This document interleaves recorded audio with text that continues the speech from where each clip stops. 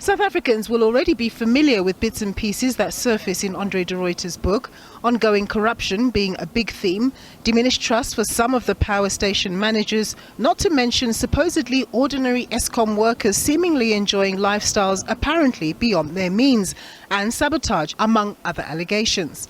It really just fleshes out in a lot of detail the levels of malfeasance and corruption, mismanagement, and poor staff performance that have been pretty well, covered in the media to date.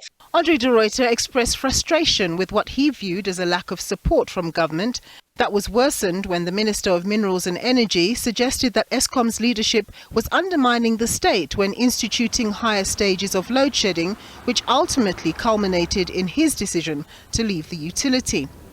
But some take the view that de Ruyter should have known that assuming the role of Eskom CEO necessarily meant that he was venturing into a political pressure cooker, and that he should rather have focused on his deliverables in terms of energy security for the country rather than those of politicians. In terms of his performance with respect to that, his performance was dismal. As you know, the coal-fired fleet's reliability maintenance was not done as it was supposed to have been done.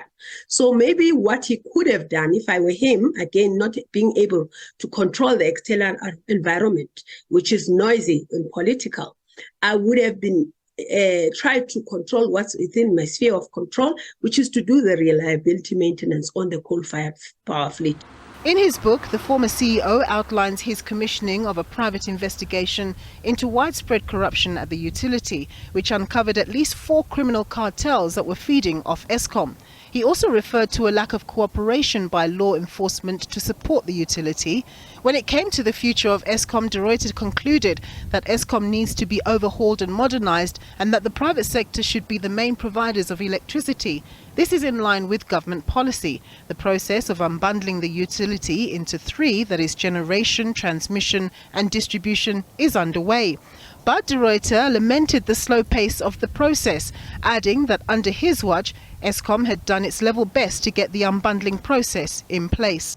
In the government's defense, maybe it is a big process. There are lots of questions that need to be answered, lots of policy rework, licenses that need to be issued, lots of technical questions that need to be answered. So this was never going to be something that happens overnight. It's going to be a long process, probably, in all honesty. While some South Africans continue to digest de Ruyter's book, the economy continues to be besieged by high stages of load shedding, causing untold societal damage. Meanwhile, the Eskom board continues with its search for a new CEO who will hopefully be able to better deliver on his or her deliverables. But there are concerns that politics will trump competency. I do think that after government's experience with Mr. de Ruyter, they will be sorely tempted to put a comrade in there, to deploy a comrade who they can have under their thumb and will do the bidding of government, and not be like too independent-minded. And unfortunately, that then attracts the wrong kind of CEO. There are plenty of people who want the job that are the wrong kind of people.